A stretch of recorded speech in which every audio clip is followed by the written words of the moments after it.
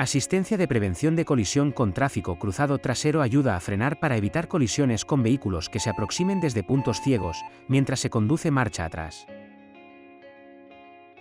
Cuando se detecte un vehículo distante, un aviso de colisión alertará al conductor. Cuando se detecte un vehículo cercano, un aviso de colisión alertará al conductor y se activará frenada de emergencia. Si el vehículo queda detenido por frenada de emergencia, se mostrará un mensaje de advertencia en panel de instrumentos.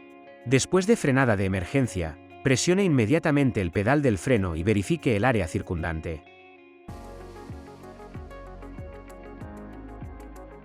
RCCA se puede configurar en el sistema de infoentretenimiento. Kia, movement that inspires.